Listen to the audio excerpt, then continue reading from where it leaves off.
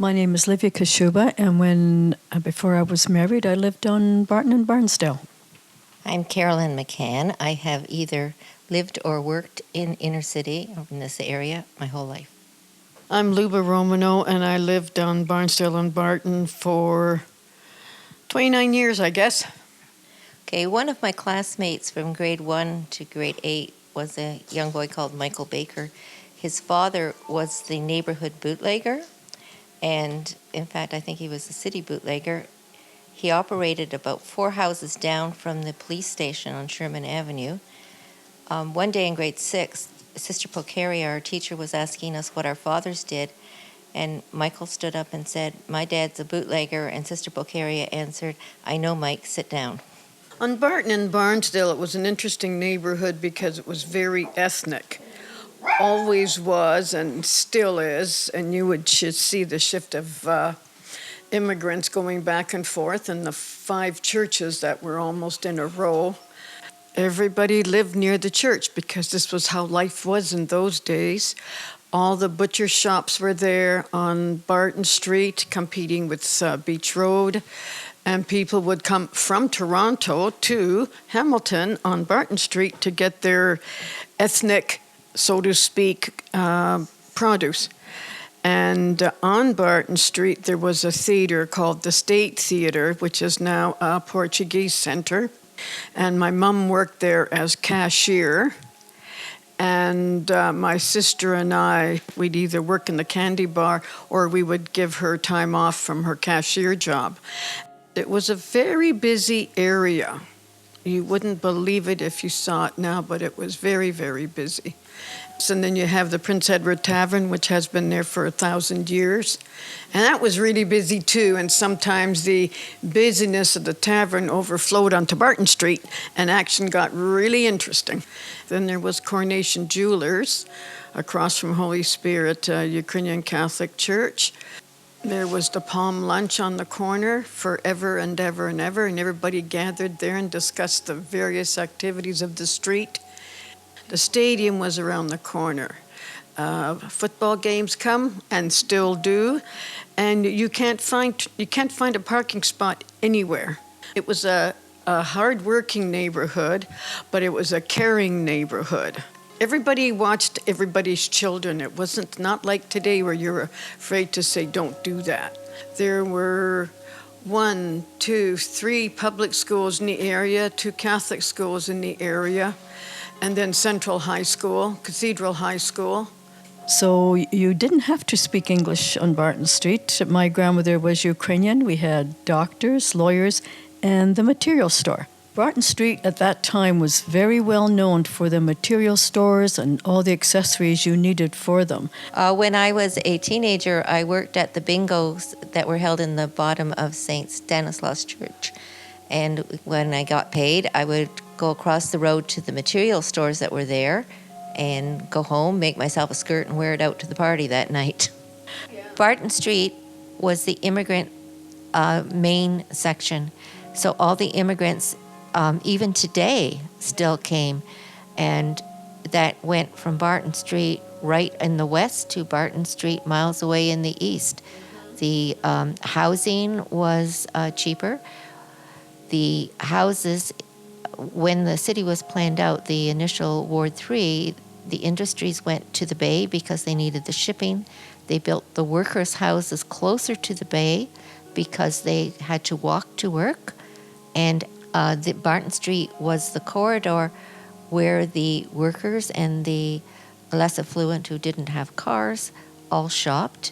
They had bakeries and grocery stores and bread stores and everything, pharmacies, everything was along Barton Street. Shoe stores, Hendry's shoe store was there for, 70 years, I think, till it closed. And I'm still going to the Barton Library, and they still have more books than I can read. I remember as a teenager thinking that I was going to read every book in that library, and I've not achieved it. They've got to stop buying new books sometime. I think that it's important that every person understands where they and their ancestors came from and the kind of life they had, because if you don't know where you came from, you don't know where you're going. And when we remember our past, then we know more about what our future can be. We have to honor those people who built the city. And we're not the rich who live in the affluent areas. The builders of the city were the workers.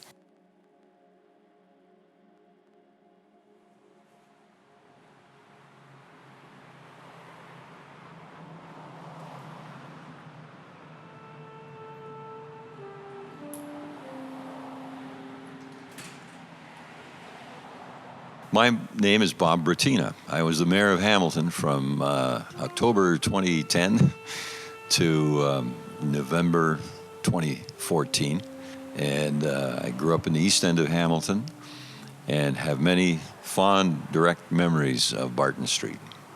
Barton Street has to be considered one of the, I would argue, it's the most interesting street in Hamilton because along its length, were so many things. All along Barton Street were amazing stores such as Hendry's Family Shoe Store, which was there for decades and decades and not too long ago closed. Then there were, as you approached Sherman Avenue, in the Polish area, delicatessens. And the first major kielbasa maker of Hamilton, because we were famous for our families who made kielbasa, was Chahatsky's. But as well as Chahatsky, there was Kustra's and others. So I would put our Hamilton homemade kielbasa from the Polish families of that area as second to none. I would go with my grandmother on the streetcar to the farmer's market on Saturday, where they had things like live chickens. And so my grandmother would buy one of those chickens, and I would go with her, and we'd get on that streetcar with a live chicken pointing his little beak out of the slatted crate. That was Saturday morning. By Saturday afternoon, the chicken was like Monty Python's parrot. My scope as a youngster was from roughly Mahoney Park, about Parkdale and Barton, to James and Barton. And so my world also consisted of going down to the train station, which is just near Barton off of James Street, Leuna. Now I'm getting a new station built there.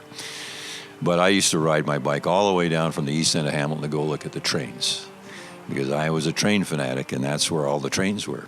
There were lots of milk deliveries and bread deliveries in horse-drawn vehicles. The driver had this giant heavy puck that tied near the horse's mouth on the bridle, which he would put on the ground to keep the horse sort of there. It was like a brake or an anchor, if you will. And so I remember he dropped that big steel thing down on the ground. You could hear that. You would hear factory whistles.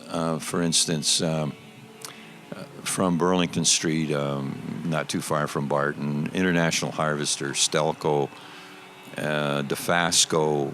The one I remember the clearest, because it would be quiet, I would be in bed, would be the 11 o'clock whistle. Whistles were important in the very early times because not everybody had a phone. Maybe the wind-up clock was not reliable. So this was actually a call to work for the shift workers. People aren't so much on the street as they were in my time. And I can remember my mother telling me we had a 1930 Chev. It was our first car. And it ran out of gas at the corner of Barton and Regina. So she and her aunt, my beloved old Aunt Annie, pushed the car all the way up Regina Avenue to our house, which was on Regina 39, so like blocks, right? But in those days, of course, everybody was out on the porch, cheering them on, "Atta go, girls, way to go." A great Barton Street story that I was told by a guy was on very hot days and nights, people didn't have air conditioning, but they usually had porches. So they would just stay out on the porch at night, maybe even sleep on the porch. I can recall sleeping on a porch one very hot night. These guys told me that you would leave your empty milk bottle And if you wanted something special, you'd put a little note in the neck of the milk bottle, of the empty milk bottle. So they went to this elderly Italian man's house and put in his milk bottle, leave chocolate milk. 4 o'clock in the morning, the milkman comes, leaves chocolate milk, which they, of course, take and drink. And the next day, the man is arguing with the milkman over his bill. I don't know, I don't know chocolate milk. So, and then there were, the bicycles are coming back now. But in my day, there were lots of bicycles. There were bicycle racks at Dofasco. My dad rode a bike to Dofasco. And there was Gulliver's Cycle and Sports and Springies and Ellis. And these were cycle shops along Barton Street. And so they are now, cycle shops are returning again. So it's funny how the full circle has come about.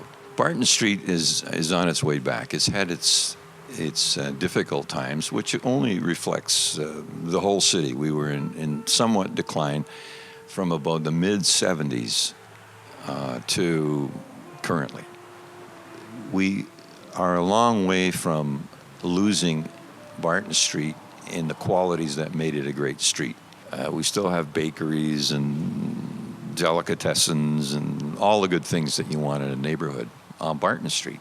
So certainly in my lifetime, it's going to be fun to sit back and watch it come back to life.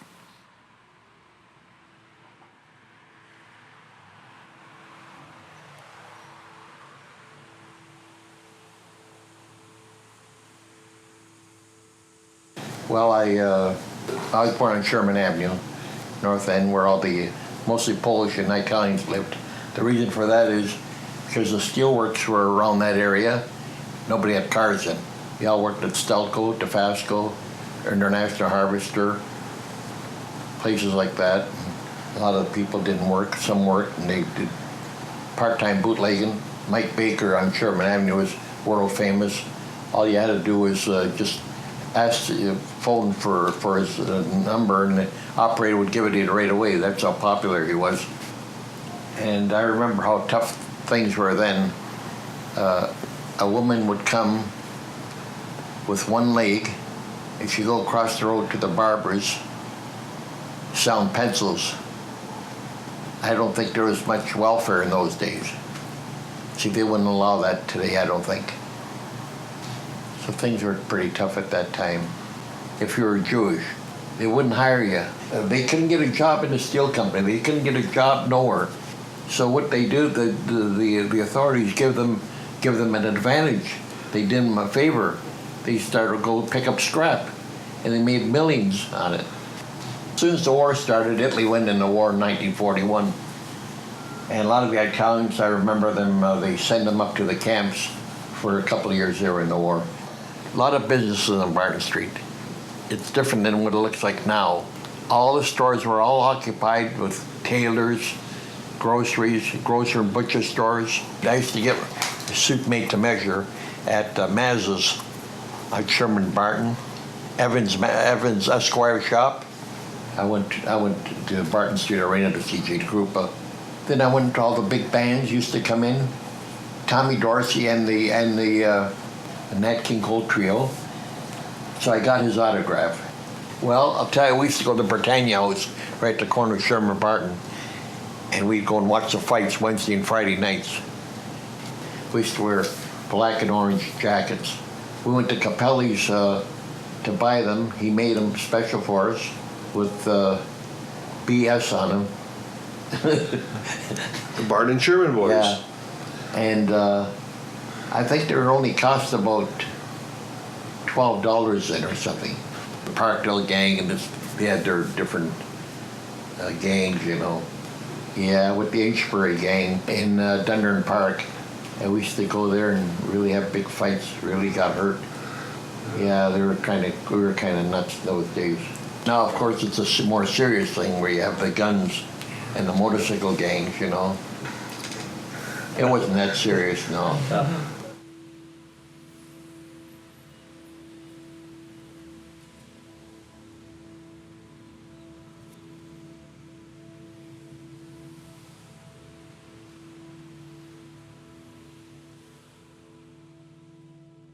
Hi, I'm Sonia Albrecht, and I've lived on Barton Street for the past 5 years. Grew up in St. Catharines. I am Dennis Blazek. I've been in Hamilton most of my life. Past 5 years on Barton. When we first moved here in August 2010, my son says, "Oh, Mom, Barton Street's so dirty," because people were throwing garbage everywhere, and the wind blows and it goes down the street. And he wasn't used to that because it's a lot cleaner in St. Catharines. Police have been patrolling and trying to clean it up, and we've got a few new businesses that did come in, like Jet Hall. They have some parties, catering, and Walters opened up in the last few years, doing renovations and windows and things and different buildings and around the city. And we watched the building beside us go up for the handicapped people, and it's really done a lot helping out different people with their day programs. And Matt Green came to Lucy Day Park. We had like a family day, and there was music, and people could put down their thoughts what they wanted to see in the future of Barton Street to make it a better place for more people to come in and check it out and be a part of it. I'd like to see a little coffee shop, another bakery, or some kind of store, variety store. We only got one. Maybe, I don't know, studios, art galleries, and stuff in here. Like, brighten the street up, make it come alive again. Trying to get a place that's affordable to live and, close to the school and parks and things. Yeah, it's hard. It's hard to find a decent place. And where we're at, we have electric heat, so I don't really want to be there again another winter. You can't even have a shower in our place. We got to have a bath, and it's hard when you get older getting in and out of the tub. The landlords, some of them around here, do not fix nothing. And I think what they should do with these landlords that are like that, get rid of the landlords, take their buildings. Like, there's no need for this. I pay $750 a month, and I can't even get my shower fixed. They got too many rights, the landlords, and the tenants don't have enough. Oh, yeah, the laws do have to change because the landlords take advantage of it too much, especially if they're not from the city, like Toronto owners. You got a Toronto landlord, you got a headache. Half the time you can't even get a hold of your landlord, The ones I don't like are the ones that just take the money and you never hear from them the rest of the month, and they don't care. The building's falling down. They don't care. Try and get in nicer people that care and want to make it work. And then you'll have it happen. Once you get that, you'll get it to work. Like we got next door the club there. They all care. You got Walter, he cared. You got the guy across the street there, he cares from us. We care, the bakery. There's a lot of people here that do care, but they're businesses. We got to have people that are not in the business also to be here to care. Scratch each other's back. Let's make it a better place to live. The city hall, they got to come down here and check it out more than half an hour, maybe for a couple of weeks to really see what it's like. And not just in the daytime. Come here at nighttime. Come and see what it's really like down here and try and, get the people together. The people got to work together.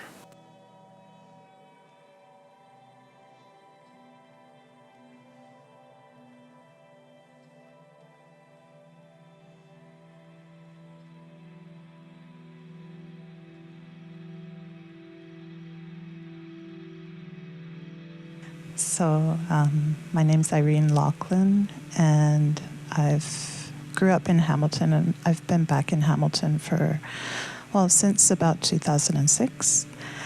And when I came back, I was looking for a job. And I came back actually because my mom was quite elderly and she was alone in the house, so I came back to live with her. And so, I was looking for a job, and I couldn't find a job. And then there were like these temporary jobs at the Cadbury's chocolate factory. So then I went down there, and they had like kind of auditions, the chocolate factory. So we had to package, you've seen those Cadbury bunnies in the boxes, the kind of flat boxes. Well, they're kind of three-dimensional, but not really, those ones, yeah. And so then I went in, and there were all these women having their interview / audition. And so then I tried to pack the rabbit, but I was not very good, with the box. But then the guy there helped me, so he was really sweet. And they gave me the job even though I didn't really do a good job of making the box. It's kind of located at Emerald and Barton, but it's a little bit further north. So you have to walk a little bit into that kind of back neighborhood there. It's not far from the hospital, so sometimes there'd be a helicopter on the launch pad and stuff. So it's really intense, yeah. And then other times we'd see this guy walking down the street that had escaped because he wanted to have a cigarette, but he'd have his, yeah, but he had his pole and he was in his hospital gown and stuff. And then I'd be like, oh, I think I should call the police and tell them maybe this guy isn't supposed to be doing that. And then 3 other people had called. So I found on the Barton Street bus or the Hamilton transit system, people kind of notice if someone's in trouble. And they actually call or try to do something. So that's pretty nice. I'd take the bus and get off at Barton and Emerald and then walk across. There's train tracks there. And then there's this old bridge. So it's really old and rusty, but when you're on the top and walking over, you can see everything down the train track. It seems to go on forever. So you could either go over the tracks, which you weren't supposed to do, or you could go over the actual bridge. And sometimes after work, the train would come at the worst time, so we'd all be standing there waiting for the train to pass. So you'd wait sometimes half an hour, and then you could take the bridge, but sometimes you didn't feel like walking up all those stairs after you've been standing on concrete for 8 hours or whatever your shift was. So as an artist, and I love the sound in the chocolate factory. It's really amazing sound, and so I would hide a sound recorder in my uniform, but I was always really terrified I was going to get caught and fired. But I got some good sound samples from it. I wasn't very good at that job, so it was kind of hard, and the boxes would go on the line and they kind of smushed together because I couldn't stack them fast enough. People get really annoyed. And then this woman saved me and she took me on her line. She was so sweet. And she taught me how to use this machine called the tipper tie, which is a machine that the chocolate comes out in a chute and it goes into a mesh bag. And my job was to wrap the mesh bag really fast and put a staple on the top of it with the tipper tie. So that's what I did. And I could only do it with my left hand. I couldn't do it with my right hand. There was 2 of us doing it, so I got the left-handed one. There's this really interesting area that was where the Cadbury eggs get wrapped. And so the women were sitting at these tables that were almost like sewing machines, but not. So the egg would roll around on this table and then it would fall into this kind of circular space in the middle of the table, and then an arm would come down and cover it with the foil. And it was a real art. There was so much skill to it that if you were new, it would be workers that had been there for a long time that would do the Cadbury egg foil things. So, and then there was a ghost in the factory. So I kind of don't see ghosts, but I kind of sense them. So I sensed this group of women and this guy in a white coat, a white kind of lab type coat. And then I told one of my coworkers, and then my fame spread through the lunchroom, so it was really exciting. Yeah, so it made working a bit easier, and apparently other people had seen them. They think that they were past workers, so yeah, it was a beautiful place, very industrial and old.